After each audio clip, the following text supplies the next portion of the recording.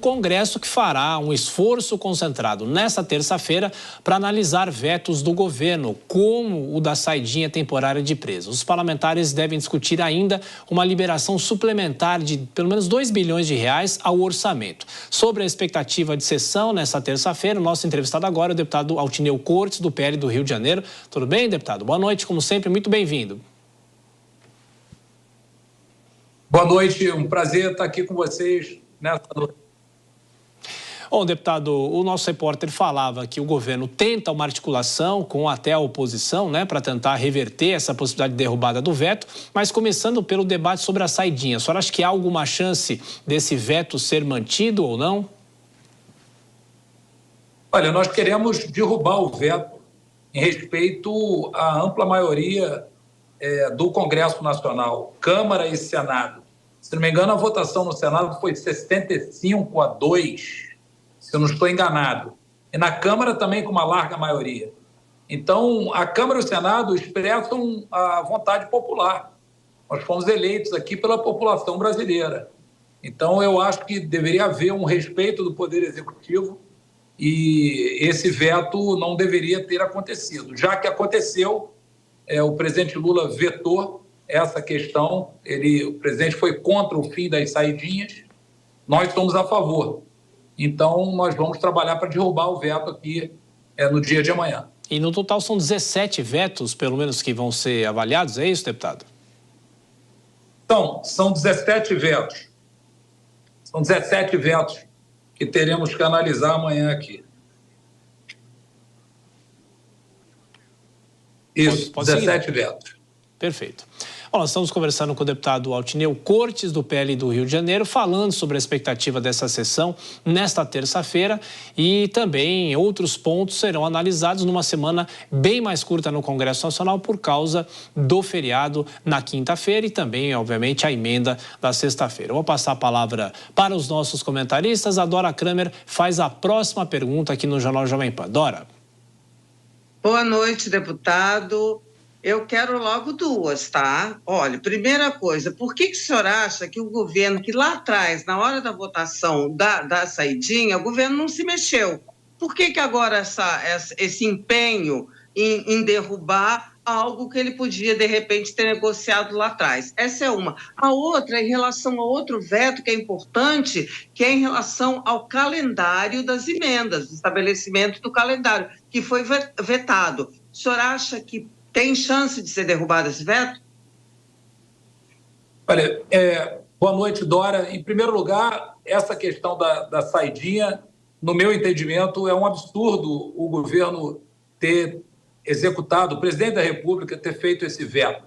Precisa se respeitar a vontade da população brasileira expressada na maioria dos votos, como eu já disse aqui, da Câmara e do Senado.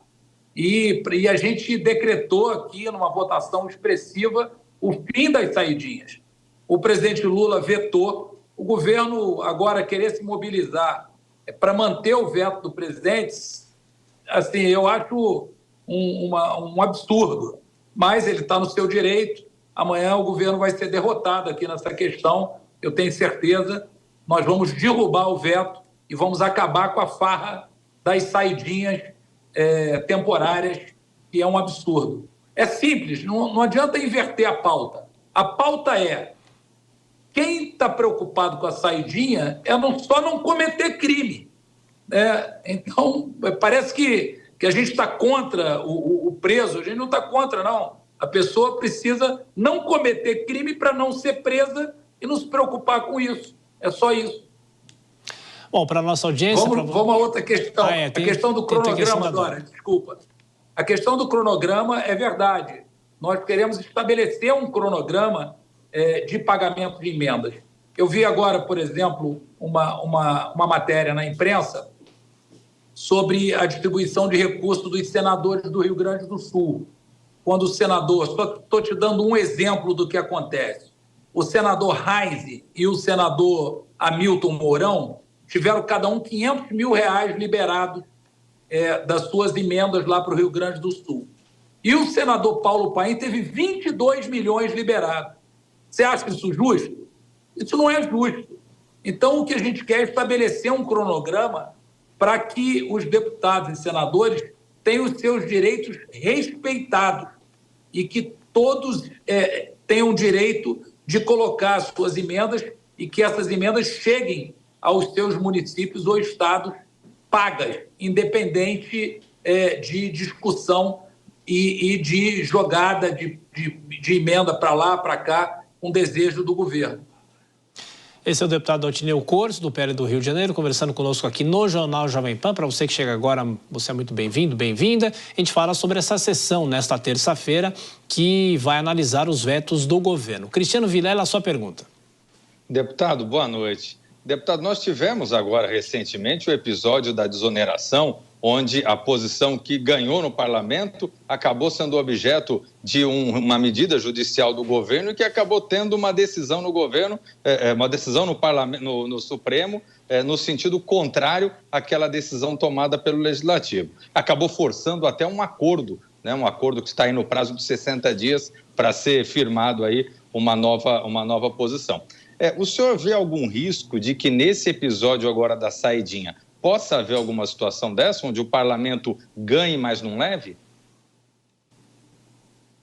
Olha, Cristiano, eu espero que não.